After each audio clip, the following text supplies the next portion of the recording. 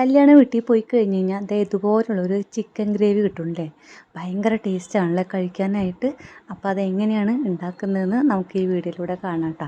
ഭയങ്കര ടേസ്റ്റാണ് കേട്ടോ.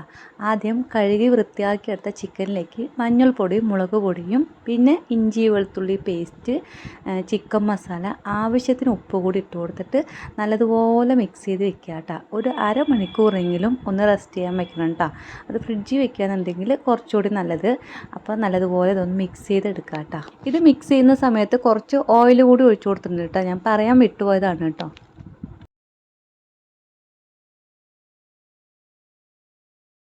ഇനി മിക്സ് ചെയ്ത ഈ ചിക്കനില്ലേ നമുക്ക് ഓയിലോ വെളിച്ചെണ്ണയോ എന്താണെന്ന് വെച്ച് കഴിഞ്ഞാൽ അതിലേക്ക് ഇട്ടിട്ട് നല്ലതുപോലെ ഒന്ന് ഫ്രൈ ആക്കി എടുക്കുക കേട്ടോ. അതായത് ഇതിൽ തന്നെ കിടന്നിട്ട് ഇത് വെന്തോട്ടെ കേട്ടോ. നമ്മൾ സാധാരണ ചില്ലിയൊക്കെ ഫ്രൈ ചെയ്യില്ലേ, അതുപോലെ തന്നെ ഇത് ഫ്രൈ ആക്കി എടുക്കുക കേട്ടോ. ഇനി നമുക്ക് അടുത്ത സ്റ്റെപ്പ് എന്ന് പറയുന്നത് ഇതിൻ്റെ ഗ്രേവി റെഡിയാക്കലാണ് കേട്ടോ. ഇതിൻ്റെ ഗ്രേവി റെഡിയാക്കാനായിട്ട് നമ്മൾ നേരത്തെ ഫ്രൈ ചെയ്തില്ലേ, ആ എണ്ണ തന്നെയാണ് കേട്ടോ എടുത്തിരിക്കുന്നത്. അതിലാകുമ്പോൾ കുറച്ചുകൂടി ടേസ്റ്റാണ്. നമ്മൾ നേരത്തെ ഫ്രൈ ചെയ്തതിൻ്റെ ആ ഒരു സ്മെല്ലും കാര്യങ്ങളും എല്ലാം അതിലുണ്ടാവുമല്ലോ.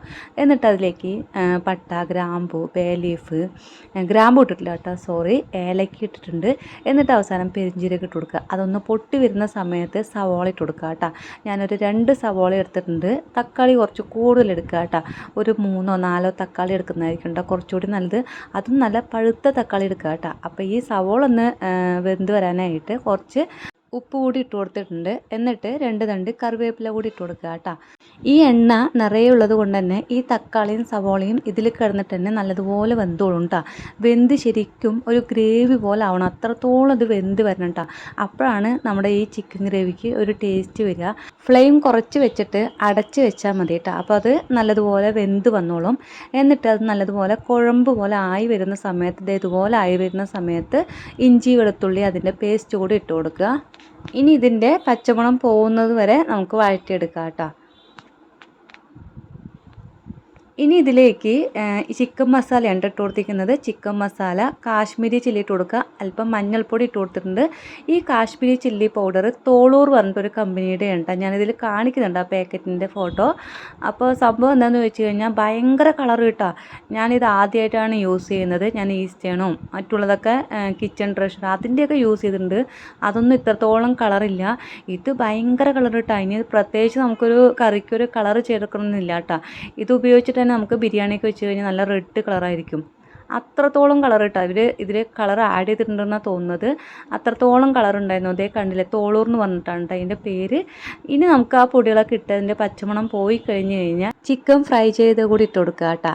അതിട്ട് കൊടുത്തിട്ട് നിങ്ങൾക്ക് എത്രയാണോ ഇത് ഗ്രേവി ആയിട്ട് വേണമെന്നുണ്ടെങ്കിൽ അങ്ങനെ, ഇല്ല ഇങ്ങനെ തന്നെ മതിയെന്നുണ്ടെങ്കിൽ വെള്ളമൊന്നും ഒഴിച്ചു കൊടുക്കണ്ട. ഗ്രേവി വേണമെന്നുണ്ടെങ്കിൽ അല്പം വെള്ളം ഒഴിച്ചു കൊടുത്ത് കഴിഞ്ഞിട്ട് ഒന്നുകൂടി ഒന്ന് തിള വരുന്നവരെ വെയിറ്റ് ചെയ്യുക കേട്ടോ.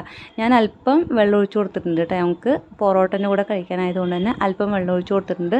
എന്നിട്ട് ഇത് തിള വരുന്നവരെ ഒന്ന് വെയിറ്റ് ചെയ്ത് കഴിഞ്ഞ് കഴിഞ്ഞാൽ നമ്മുടെ തിളയൊക്കെ വന്നിട്ടുണ്ട് കേട്ടോ. ചിക്കനിൽ നല്ല ടേസ്റ്റും നല്ല സ്മെല്ലൊക്കെ ഉണ്ടായിരുന്നു കേട്ടോ. ഫ്രൈ ചെയ്തിട്ട് ഇട്ടുകൊണ്ട് തന്നെ ഭയങ്കര ടേസ്റ്റാണ് കേട്ടോ അത് കഴിക്കാനായിട്ട്.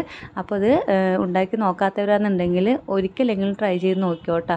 എന്തായാലും അടിപൊളിയാവുണ്ട്. എന്തെങ്കിലും ഫംഗ്ഷൻ വരുന്ന സമയത്തൊക്കെ അത് ഇതുപോലെ ഉണ്ടാക്കുന്നുണ്ടെങ്കിൽ വരുന്നവർക്ക് എന്തായാലും ഇഷ്ടപ്പെടും. അപ്പോൾ ഒന്ന് ട്രൈ ചെയ്ത് നോക്കാം കേട്ടോ. ഇനി ഇതിൻ്റെ കൂടെ ഞാൻ നെയ്ച്ചോറ് ഉണ്ടാക്കിയിട്ടുണ്ടായിരുന്നു കുറച്ച്. അപ്പോൾ അതിൻ്റെ വീഡിയോ കൂടി ഇതിൻ്റെ കൂടെ കാണിക്കുന്നുണ്ട് കേട്ടോ. സിമ്പിളായിട്ട് തന്നെ ഉണ്ടാക്കാൻ പറ്റുന്നതാണ് കേട്ടോ. ആദ്യം നെയ്യും ഓയിലും ഒഴിച്ചു കൊടുത്തിട്ടുണ്ട്. എന്നിട്ട് അതിലേക്ക് പട്ട, ഗ്രാമ്പു, ഏലക്ക അതൊക്കെ ഇട്ട് കൊടുത്ത് കഴിഞ്ഞിട്ട് ഒന്ന് പൊട്ടി വരുന്ന സമയത്ത് ഇനി അതിലേക്ക് ഒരു സവോള മാത്രമാണ് ഇട്ട് കൊടുത്തിരിക്കുന്നത്. അതായത് ഒരു സവോള ഇട്ട് കൊടുത്തു കഴിഞ്ഞിട്ട് അത് വഴണ്ടൊന്നും വരണ്ട കേട്ടോ. 1-2 മിനിറ്റ് ഒന്ന് ജസ്റ്റ് ഫ്ലെയിം കുറച്ച് വെച്ചിട്ട് ഇത് സവോള വാടിയിട്ട് അതിൻ്റെ കളറൊന്നും ചേഞ്ച് ആക്കണ്ട കേട്ടോ. അതുപോലെ തന്നെ കിടന്നോട്ടെ.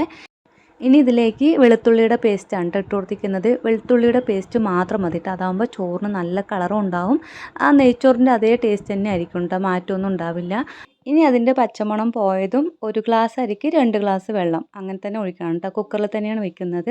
ഈ ടൈമിൽ തന്നെ ഉപ്പ് അഡ്ജസ്റ്റ് ചെയ്ത് കറക്റ്റായിട്ട് തന്നെ ഇട്ട് കൊടുക്കുക കേട്ടോ. എന്താ ചോദിച്ചു കഴിഞ്ഞാൽ നമ്മളിനി ചോറ് വെന്ത് കഴിഞ്ഞിട്ടാണല്ലോ കുക്കർ തുറക്കുന്നത്. അതുകൊണ്ട് തന്നെ പിന്നീട് ഇടാൻ പറ്റില്ല. അതുകൊണ്ട് കറക്റ്റായി ഇട്ട് കൊടുക്കുക. അരി കഴുകിയത് കൊണ്ട് ഇട്ട് കൊടുത്ത് കഴിഞ്ഞ് 2 വിസിൽ വെച്ച് കഴിഞ്ഞാൽ ഫ്ലെയിം ഓഫ് ചെയ്യുക. നെയ്ച്ചോറ് അടിപൊളിയായിട്ട് തന്നെ കിട്ടും കേട്ടോ. അവസാനം കുറച്ച് നാരങ്ങാനീര് ഒഴിച്ചു കൊടുത്തിട്ടുണ്ട്. അത് പറയാൻ വിട്ടുപോയതാണ് കേട്ടോ. അപ്പോൾ അതുകൂടി ചെയ്യുക. നമ്മുടെ വീഡിയോ ആദ്യമായിട്ട് കാണുന്നവരെന്നുണ്ടെങ്കിൽ ചാനൽ ഒന്ന് സബ്സ്ക്രൈബ് ചെയ്യുക.